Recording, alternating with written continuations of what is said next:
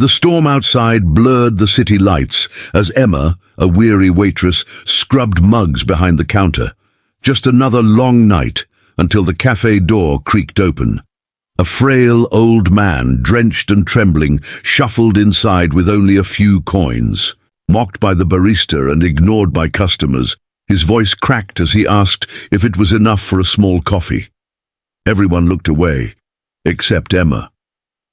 Before I reveal how this one cup of coffee turned Emma's life upside down, let me ask you, have you ever helped someone who couldn't give you anything in return? What if that act changed your destiny?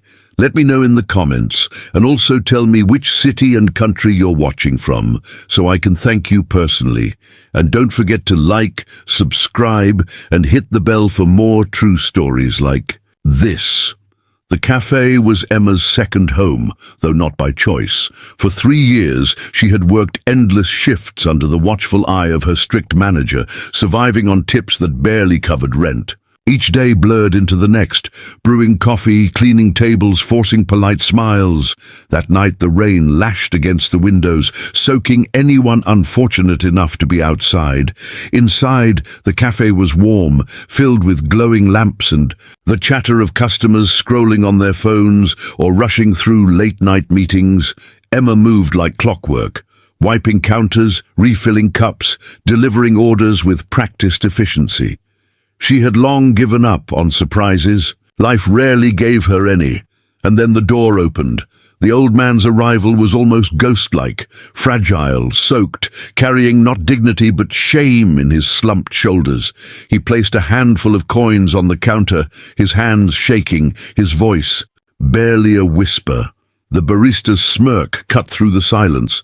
Customers chuckled, shaking their heads, but Emma's heart clenched. She knew what it felt like to be invisible, to count every penny, to be dismissed as unworthy. And in that moment, without hesitation, she stepped forward, sliding her own money onto the counter. What she couldn't know was that this single gesture of compassion would uncover a secret identity that would change her life forever. Emma slid, her tip money across the counter, her hand steady even though her heart raced. The barista hesitated, then punched the order into the register. A paper cup was filled, steaming hot, and placed on the counter without warmth. The old man cupped it with trembling hands, holding it close as though the rising steam could stitch together the cold cracks in his soul. "Thank you," he whispered again, his voice breaking. His eyes, pale blue and sharp despite his fragile frame, lingered on Emma in a way that unsettled her. Not because it was strange, but because it was intense, almost as if he was memorizing her face. Emma forced a gentle smile. "It's just coffee, please sit down and warm up." The man's lips curved, not into a grateful grin, but into something unreadable, almost knowing. He shuffled to a table in the far corner, away from the chatter and glowing laptop screens, and sat with surprising posture for someone who looked so frail. Emma returned to wiping tables, but her eyes kept drifting to him, unlike most who lingered. In the cafe, he didn't sip the coffee immediately. He simply held it, staring out at the storm beyond the glass. Every so often, his gaze flicked back to her, sharp, precise, deliberate. And then something caught Emma's attention. When the barista turned away, the man reached into the lining of his torn coat. For a split second, she glimpsed the glint of something metallic. No, not metallic. A pen. Sleek, expensive-looking, nothing like the rest of his shabby belongings. He scribbled quickly in a small leather notebook, his handwriting swift and confident before tucking it away again. What poor man carried a notebook like that? A pair of teenagers near the counter laughed under their breath. "Crazy old geezer," one muttered. "Bet he doesn't even have a home," the other snickered. Emma's chest tightened. She wanted to snap back at them, but before she could, the manager appeared. "Emma," his tone was clipped sharp, "we don't run a charity here. This isn't the first time you've pulled something like this. One more stunt, and I'll have to reconsider your job." Heat flushed Emma's cheeks, but she swallowed her words. Losing her job wasn't an option. Rent was already overdue. Still, when she looked back at the old man, she saw him watching the exchange. And this time, his lips curved into a small, almost mischievous smile, as though he knew something she didn't. As the night wore on and the cafe emptied, Emma began stacking chairs. The old man remained, sipping slowly now, his cup nearly empty. When she approached, ready to clean his table, he raised his hand. "You have kind eyes," he said softly, his words deliberate. "Tell me, young lady, what would you do if life gave you more than you could ever dream of?" Emma froze, caught off guard. I don't know. Probably pay off my debts first. Maybe help my mum." "Why?" The man chuckled, low and strange. "Good, very good." He leaned closer, lowering his voice. "Remember this night. Remember this coffee. It won't be the last time we speak." Before she could respond, he stood, his movements far too steady for someone his age. He slid the empty cup onto the table and shuffled toward the door. But just as he pushed it open, lightning flashed outside, and Emma saw something she couldn't explain. His ragged coat parted slightly, revealing a glimpse of a polished, tailored suit underneath. The door swung shut. He was gone. Emma stood, frozen, heart pounding. Who exactly was that man? 3 nights passed, and the storm that had raged outside the cafe felt like it had settled inside Emma's chest. She couldn't stop replaying the old man's words, his sharp gaze, that glimpse of a suit beneath his ragged coat. It was absurd, wasn't it? Just a tired, lonely man who happened to carry a nice pen. And yet, something about him gnawed at her, refusing to fade. By the 4th evening, she found herself scanning the door with every chime, half expecting him to shuffle in again with his trembling hands and cryptic smile. But he never came. Instead, life trudged on with its usual weight. Rude customers, long shifts, and a boss who seemed to find new reasons to remind her that her job was on thin ice. It was late that night, just as she was finishing her shift, when a car pulled up outside the cafe.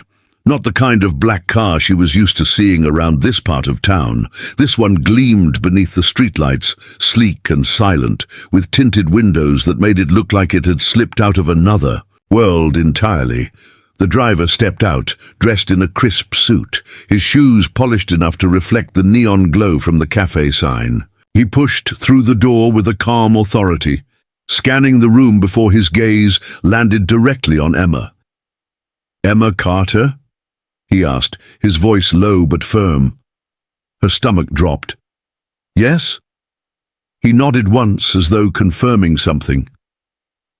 "I've been asked to bring you somewhere. Tonight." The cafe manager, overhearing, immediately bristled. "Now wait just a second, she's still on shift."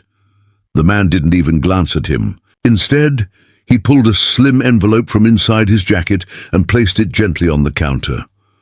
"Her shift is covered. This will more than compensate." The manager's eyes widened at the sight of crisp bills inside. Emma's pulse quickened. She wanted to protest, to demand answers, but the driver's steady, unblinking gaze silenced her. Something deep in her chest told her this was connected. To him. She grabbed her coat and followed. The ride was silent. The city lights blurred, past, giving way to quieter streets, then winding roads lined with trees that looked like shadows reaching for the sky. After nearly half an hour, the car pulled through iron gates that rose higher than anything Emma had ever seen. Beyond them sprawled an estate so massive, so drenched in golden light that her breath caught. This was no ordinary house. It was a palace disguised as a home. The driver led her inside. The air smelled faintly of polished wood and roses. Crystal chandeliers glittered above, painting the marble floor with diamonds of light. Emma followed him through hallways lined with portraits, each one depicting men and women in power, business suits, awards, faces she vaguely recognized from magazine covers she had dusted off tables in the cafe. Finally, they entered a vast library. And there, seated in a leather chair by the fireplace, was the old man. Her heart stuttered. Gone was the ragged coat and trembling hands. He wore a suit so perfectly tailored it looked like it belonged on the cover of a fashion magazine. His silver hair, now combed neatly back, caught the firelight, and his eyes, those same piercing blue eyes, gleamed with something that was no longer frailty, but power. "Emma," he said smoothly, his voice steady and commanding now, as though the weakness she had seen before had been nothing but a mask. "I was beginning to wonder if you would come." She blinked, frozen in the doorway. "You—" Her words tripped over each other. "You're not poor?" He finished for her, a faint smile tugging at his lips. "No, I'm not. What I am, Emma, is a man who has spent decades searching for something money could not buy." Her legs felt like stone as she stepped farther inside. "Why me?" she whispered. He leaned forward, resting his elbows on the armrest.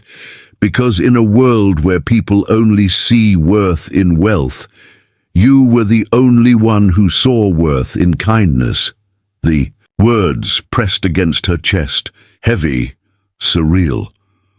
She thought of the barista's laughter, her boss's scolding, the teenagers' mocking voices. And then she thought of the way she had simply acted, without calculation, without expectation, sliding her tip money across the counter for a stranger's coffee.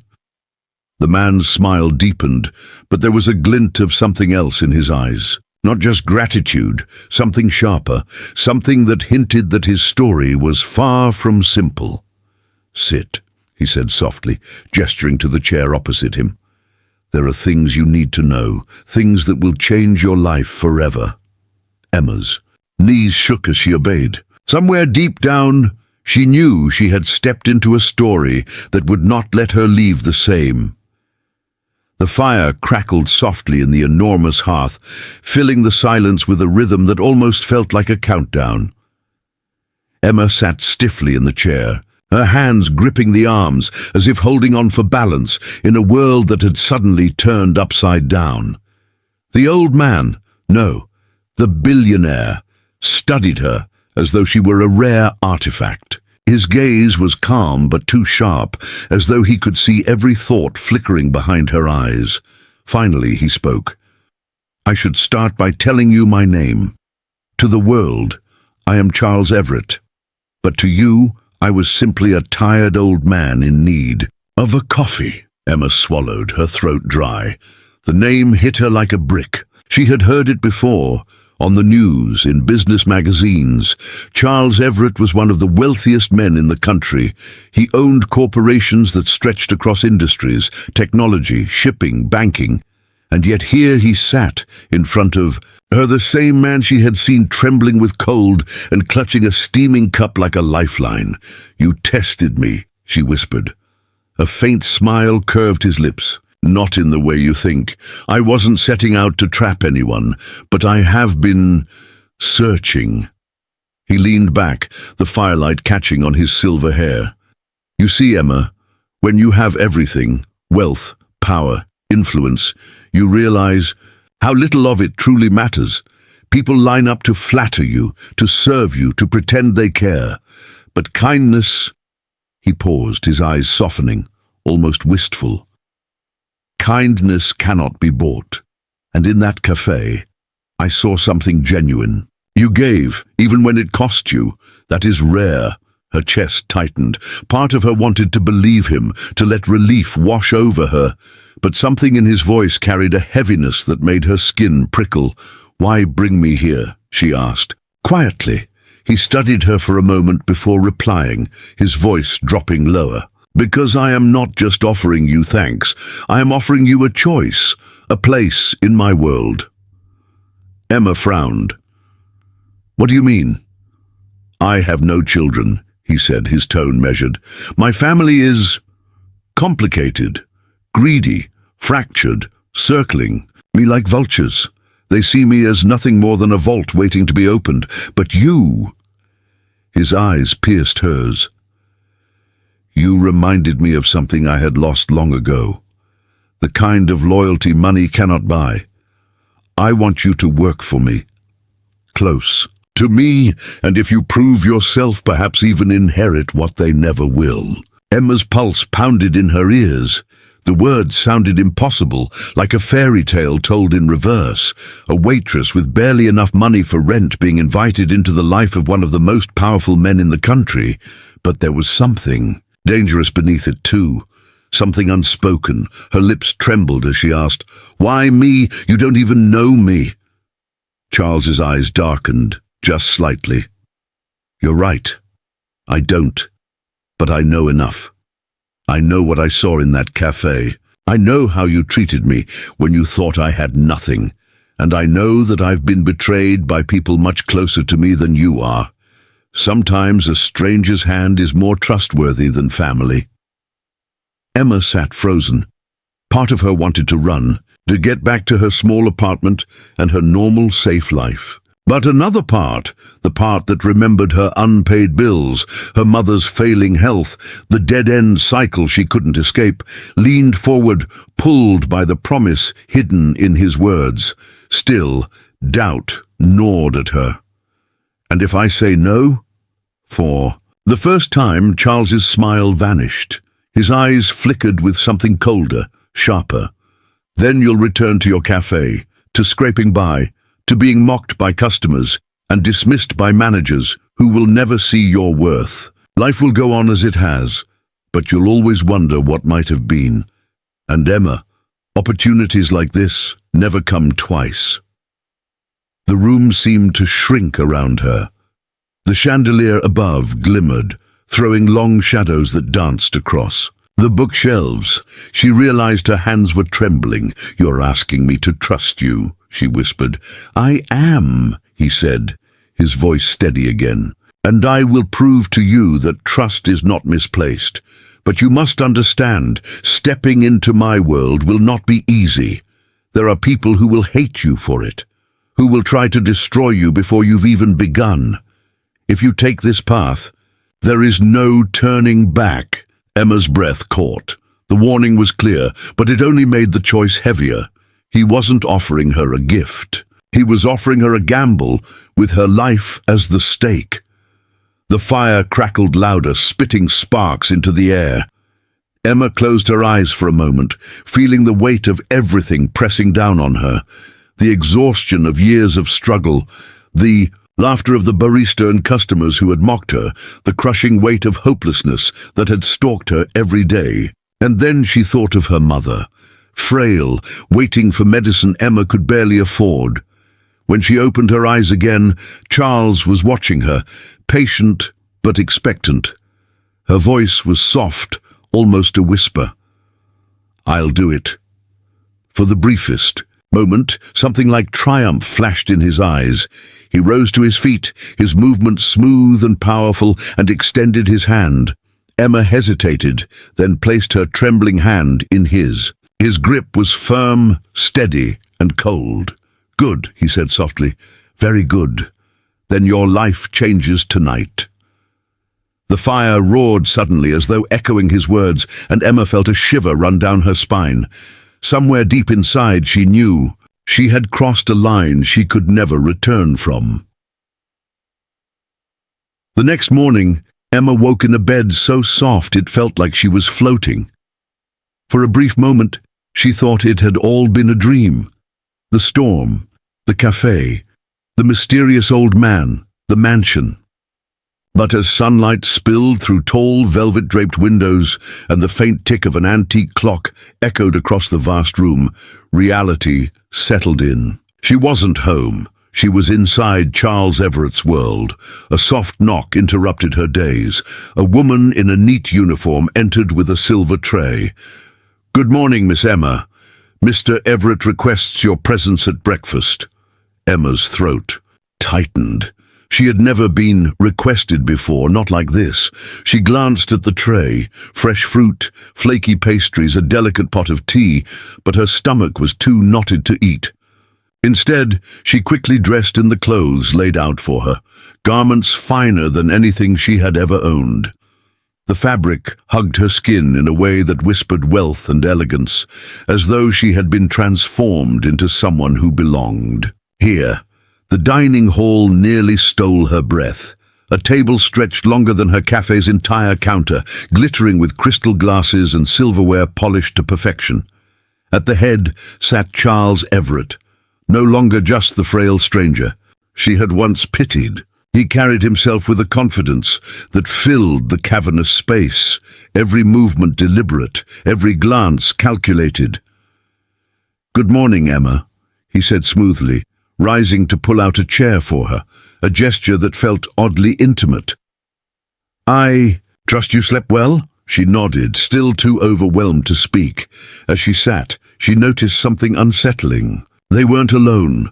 Across the table, two younger faces stared at her, sharp, assessing and unfriendly. A man in his 30s with slicked back hair and a jaw set in stone. A woman, elegant but cold, her perfectly painted lips curved into something that looked like a smile but wasn't. Charles gestured toward them. "My children, Daniel and Victoria." Their names hung in the air like a warning. Daniel's eyes narrowed as if Emma were an intruder. Victoria's laugh, delicate but cutting, slipped out as she tilted her head. "So, this is the girl you plucked from the cafe." Emma flushed. Her fork trembled in her hand. Charles's voice carried authority, a subtle edge that silenced the room. "Emma is my guest. You will treat her with respect." But even as the words left his lips, Emma sensed a storm brewing beneath the polished surface of this family. Daniel's stare was full of suspicion, Victoria's of disdain, and Emma couldn't shake the feeling that her presence here was a spark in a room already soaked in fuel. Breakfast passed in tense silence, every clink of silverware louder than it should have been. When Charles finally rose, he motioned for Emma to follow him into the adjoining study. The walls were lined with books, the fire crackled, and the atmosphere was warmer, yet her nerves still prickled. "Emma," Charles began, his voice calm but weighted, "you've seen enough to know that wealth is both a shield and a prison. My family believes money is all that matters, but you showed me something else. Kindness without expectation." He studied her face, his gaze steady, almost searching. "That is why you're here. I need someone like you in my life, someone I can trust." Her chest tightened. Trust from a billionaire she barely knew? It felt like a dream wrapped around, a danger she couldn't yet see. Before she could answer, the study door creaked open. Victoria stood there, her expression sharp as broken glass. "Father, a word." She shot Emma a glance laced with venom. "Alone." Charles's jaw tightened. "Not now, Victoria," but Emma had already seen enough. She knew this wasn't going to be a simple story of kindness rewarded. She was standing in the middle of a family war, one where money, power, and secrets were the weapons, and she was the unexpected player who had just been dragged onto the board. Emma tried to steady her breath as she walked back toward the guest room. The mansion felt different now. Less like a dream, more like a labyrinth filled with shadows that watched her every move. The staff's eyes lingered on her a second too long. Whispers trailed behind her footsteps, and every glance from Daniel and Victoria carried the same unspoken question. What is she doing here? Later that afternoon, Charles invited her to accompany him to his private garden. Away from the mansion's icy atmosphere, he seemed lighter, even human. The garden was a sanctuary of roses and marble fountains, and Emma felt the tension in her chest ease slightly as she listened to him speak of his late wife, of the loneliness that had consumed him until that night in the cafe. But in the shadows of the upstairs window, Daniel and Victoria stood watching. "She's manipulating him," Daniel muttered, his voice tight with anger. First a cup of coffee, then his sympathy, and soon his fortune. Victoria smirked, though her eyes glimmered with malice. Father's always been soft-hearted. But this girl, she's not just here for kindness. No waitress stumbles into a billionaire's world without wanting something. We'll expose her. That evening, Emma sat at the edge of her bed, staring at the strange luxury surrounding her. The room should have felt like paradise, but instead, it pressed on her like a gilded cage. She thought of her life before. Long shifts, aching feet, the smell of burnt coffee clinging to her clothes. Now she was here, but at what cost? Her thoughts were cut short by a soft knock. She opened the door to find a maid, eyes darting nervously. In her hand was a folded note. Emma unfolded it and read, "Meet me in the library at midnight. Don't tell anyone." Her heart raced. Charles. Why so secretive? At midnight, the mansion lay in silence. Emma tiptoed down the hall, clutching the note. The library's grand doors loomed ahead, and she pushed them open, expecting to see Charles by the fire. But the room was dark. "Hello?" she whispered. The lights flicked on. Daniel and Victoria stood before her, smug satisfaction painted on their faces. Emma froze. "Where's Charles?" Victoria's lips curled into a cold smile. "Oh, don't worry, dear. He won't be joining us. This was our invitation." Emma's stomach dropped. "You wrote this note?"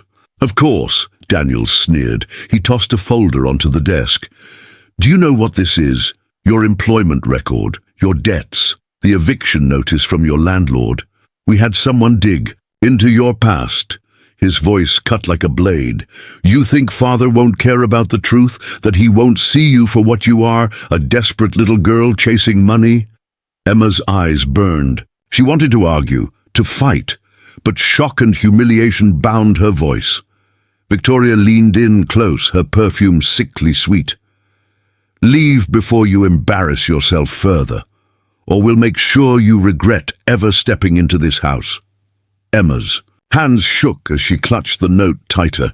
They had tricked her, humiliated her, and worst of all, they had invaded her past, twisting her struggles into weapons. She stumbled back to her room, tears blurring her vision. For the first time, she thought about leaving. Maybe they were right. Maybe she didn't belong here. But as she sat on the edge of the bed, a sudden thought struck her. If they were so desperate to push me out, it meant I was a threat. She didn't know why. She didn't know how. But something about her presence unsettled them, and that meant Charles's trust in her was more important than she realized. And yet, she couldn't shake the final image of Daniel's smirk, Victoria's whisper, and the chilling promise in their eyes. This is only the beginning. The following day dawned grey, with clouds heavy over the mansion's sprawling grounds. Emma moved through the hallways like a ghost, haunted by the midnight confrontation. Every glance from Daniel and Victoria carried triumph, as if they were already celebrating her downfall. But when Charles greeted her at breakfast with his usual warmth, Emma realized they hadn't told him. Yet, that alone gave her a sliver of hope. After breakfast, Charles excused himself for a business call, and Emma wandered into the mansion's west wing, a part of the house she hadn't explored. The air was cooler there, filled with the faint scent of dust and old wood. She traced her fingers along shelves of books that looked untouched for decades, until she came across a door, half hidden behind a tapestry. It wasn't locked. She slipped inside and froze. The room was dim, lit only by sunlight filtering through. Narrow windows, on the walls hung framed photographs, black and white faded with time.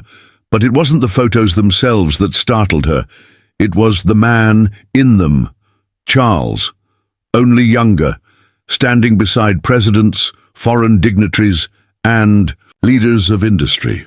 One photo showed him shaking hands with a king. Another captured him standing proudly in front of a company logo Emma recognized instantly. It was one of the world's largest corporations. Her breath caught. She had known he was wealthy, but this wasn't just wealth. This was power, influence that stretched across continents. On the desk lay an open journal, its leather cover cracked with age. Against her better judgment, Emma leaned closer, scanning the pages. The entries were written in Charles's careful hand, chronicling moments of betrayal, boardroom battles, and, most recently, an illness he hadn't disclosed. Emma's chest tightened as she read the words. If Daniel and Victoria knew the truth about my diagnosis, they would circle like vultures. I must choose my successor carefully. Someone who sees me, not my fortune. Someone with courage. The words blurred as tears filled Emma's eyes. He had been testing her all along. The coffee, the invitation into his home. Charles had been searching for someone genuine in a world that only wanted pieces of him. But before she could process the weight of it, a floorboard creaked behind her. Emma spun around. Daniel stood in the doorway, his eyes cold as steel. Curiosity, he drawled, stepping inside, can be a very dangerous thing. Emma's heart thudded in her chest. It's not what you think. Oh, I think it's exactly what it looks like, he snapped, snatching the journal from the desk. His eyes darted across the pages, and a slow smile spread across his face. Well, looks like Father's been keeping secrets. A successor? And it's not me? Before Emma could react, Victoria appeared behind him, her eyes glittering, with malice. What a shame, Emma. You've walked right into the fire. They left her standing there, frozen, as the sound of their footsteps echoed down the hall. Emma's hands trembled. She had uncovered Charles's secret, but now his. Children had too, and unlike her, they wouldn't guard it. That night, Emma barely slept. Every shadow seemed alive, every whisper of wind outside her window like a warning. She wanted to run, but she couldn't. Not now. Charles trusted her, maybe more than anyone else, and walking away would mean abandoning him to the wolves that shared his blood. Still, one question tormented her. If Charles was preparing to name a successor, why her? She was nobody, a waitress who had once been one paycheck away from eviction. And yet, in his eyes, she was something more. The thought both terrified and emboldened her, but she didn't realize the true danger was already tightening its grip, because Daniel and Victoria had no intention of waiting for Charles's decision. They had their own plan, and Emma had just given them the leverage they needed. The atmosphere in the mansion shifted overnight. Where there had once been warmth, there was now a suffocating tension. Emma could feel it in the way the staff avoided her eyes, in the sudden silence that followed her footsteps, in the glances. Daniel and Victoria exchanged across the dining table. Charles remained oblivious, cheerfully discussing his latest projects and asking Emma about her dreams. But beneath his kindness, Emma sensed the fragility of his health. His hands shook more than before. He tired easily. She knew his children had read the journal, and that knowledge was a weapon in the wrong hands. One evening, Charles asked Emma to join him for a private dinner in the garden. The night was soft, stars glimmering above, and lanterns cast golden light over the roses. "Emma," he began, his voice thoughtful, "you've given me more than kindness. You've reminded me what it feels like to be seen, not as a figure, not as a fortune, but as a man. I owe you more than you know." Emma's throat tightened. She wanted to tell him she'd found the journal, that his children knew too. But before she could, a servant rushed up, pale and trembling. "Sir, your son requests your presence in the study, urgently." Charles sighed, clearly weary of Daniel's constant demands, and left with the servant. Emma lingered in the garden, unease prickling her skin. She didn't trust the sudden interruption. Minutes later she heard voices, raised, harsh, echoing from the direction of the study. She followed the sound, her heart hammering. When she reached the door, she froze.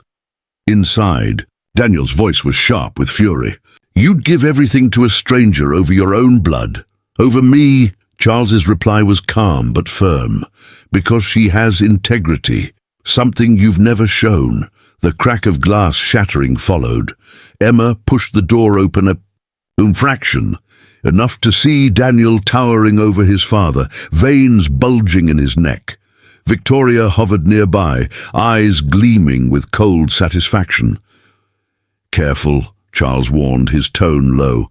"Anger makes men reckless." "Reckless?" Daniel spat. "No, father, I'm prepared." Emma's pulse roared in her ears. Something terrible was about to happen, and then Daniel spotted her. The fury in his eyes turned sharp, focused. "Ah," he hissed, pointing at Emma. "The waitress, the parasite. This is all your fault." He lunged. Emma stumbled back, but Victoria was faster. She grabbed Emma by the arm, her nails digging into flesh, and shoved her toward Daniel. "Take her out of the picture. Tonight." Panic surged. Emma twisted free and bolted down the hall, the sound of pounding footsteps chasing her. The mansion's corridors blurred as she sprinted, heart hammering, lungs burning. She ducked into the servants' wing, weaving through narrow passages, but Daniel's voice followed like a predator's growl. "Run all you want, Emma. You won't get far." At last, she burst through a side door into the night. The garden stretched before her, shadows deep and twisting. She darted among the hedges, desperate for an escape. Then a hand clamped around her wrist. She screamed, yanking back, until she saw Charles. His face was pale, but his eyes blazed. "Emma, listen to me. Don't let them break you. You're stronger than they are." Before she could respond, Daniel and Victoria appeared at the garden's edge, their figures dark against the lantern light. Daniel's voice was cold as ice. "You're making a mistake, father. One I'll correct tonight." He stepped forward, and for the first time, Emma saw what he truly was, not just angry, but dangerous. Charles moved to shield her, but his body betrayed him. He staggered, clutching his chest, the illness draining his strength.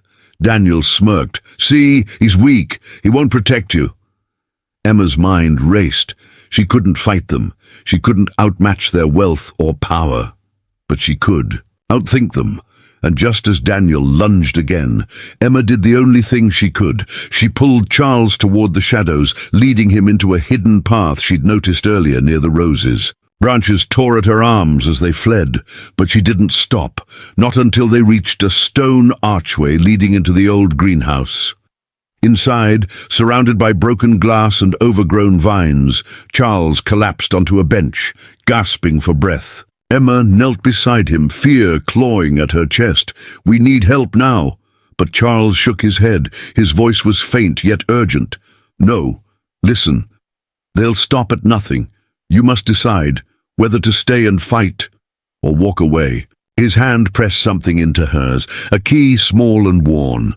"This is the choice. What it unlocks will change everything. But beware, Emma. Once you turn it, there's no going back." Before she could ask what it meant, footsteps thundered.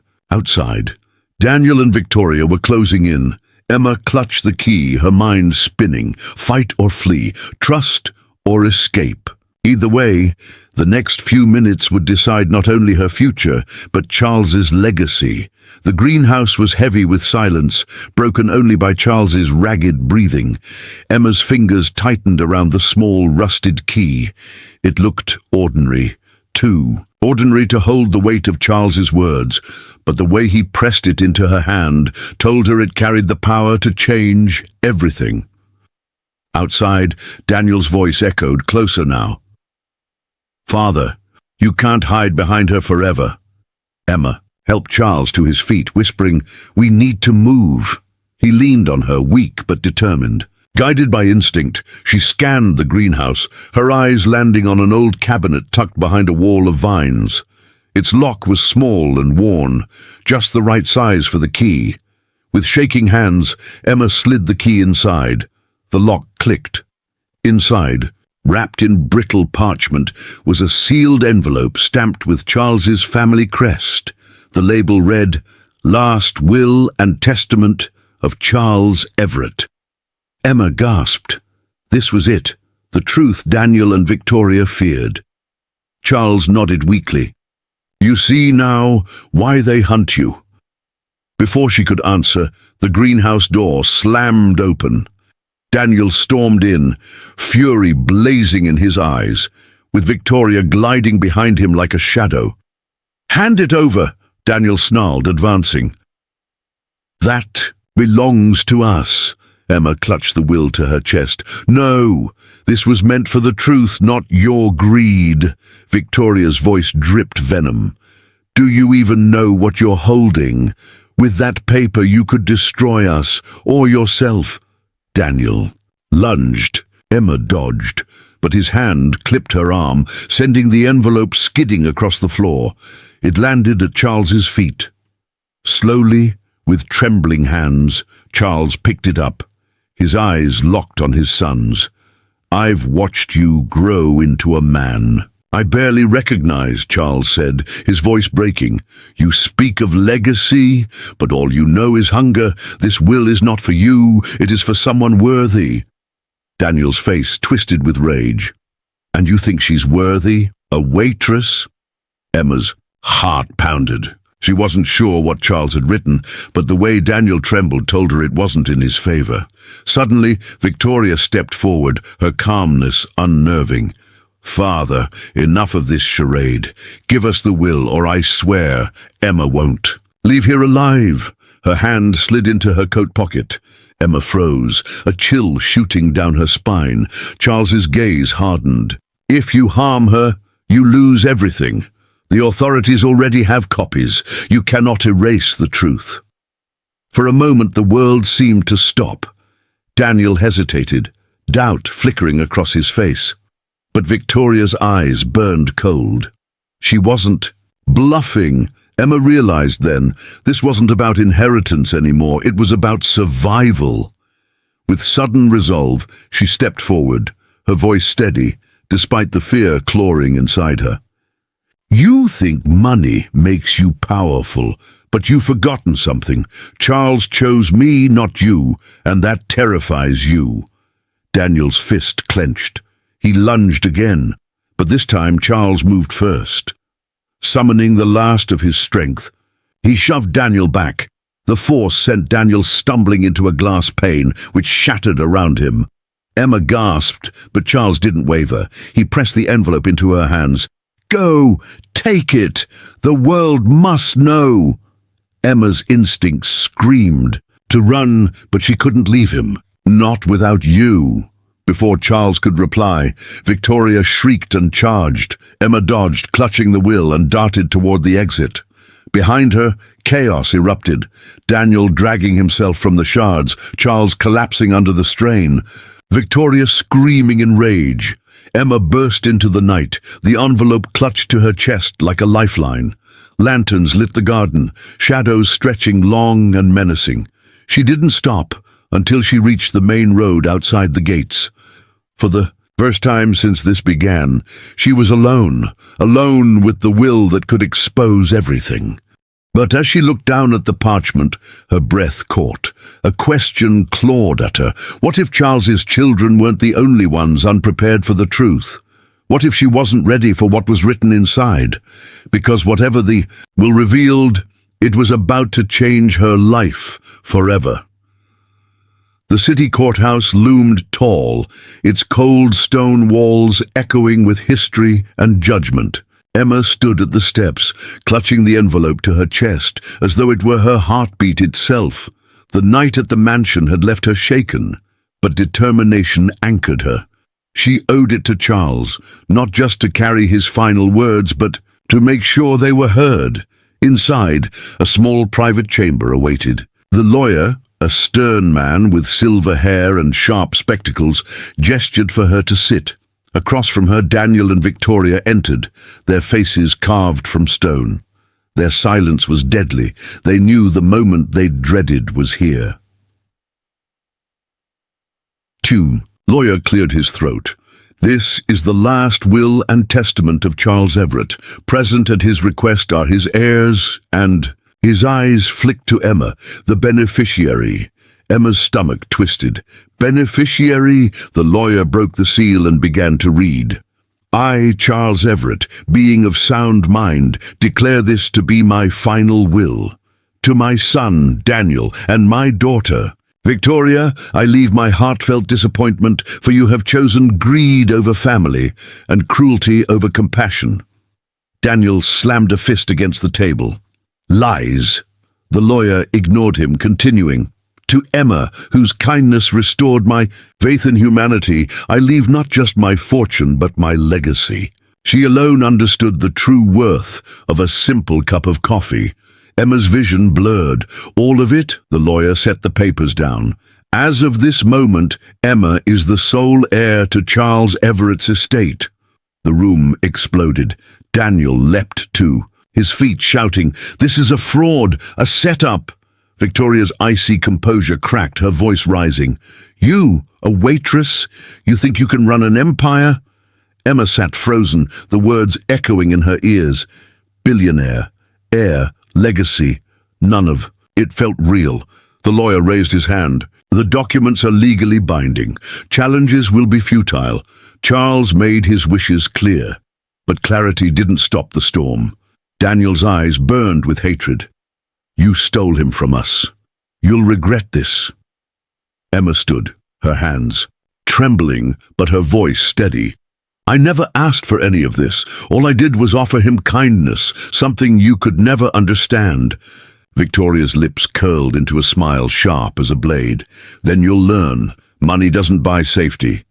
They stormed out, leaving Emma shaken to her core. Hours later, Emma sat alone in her tiny apartment, the will on her lap. She should have felt victorious, but instead, unease coiled around her. Charles's fortune wasn't just money. It was power, enemies, and shadows waiting in the dark. Her phone buzzed. An unknown number. She hesitated, then answered. A distorted voice whispered, "You don't know what you've inherited. Be careful who you trust." The line went dead. Emma's heart thundered. Was this a threat? A warning? Or something even bigger? Something Charles had hinted at but never revealed? She stared at the will again, her reflection flickering in the glass of her window. The story wasn't over. The coffee she bought had changed her life, but it had also thrust her into a world of secrets, betrayal, and unimaginable danger. For the first time, she understood. Charles hadn't just given her his wealth. He had given her his battles, and now Emma wasn't just a waitress anymore. She was the woman who had inherited an empire and its enemies. The night outside whispered with promise and peril. Emma squared her shoulders, her fear hardening into resolve. Whatever lay ahead, she would face it, because kindness had brought her here, and courage would keep her alive. Before we dive deeper, I want to hear from you. What would you do if a single act of kindness changed your entire life overnight? Share your thoughts in the comments, and also tell me the city and country you're watching from. Don't forget to like, subscribe, and hit the bell for more shocking true stories.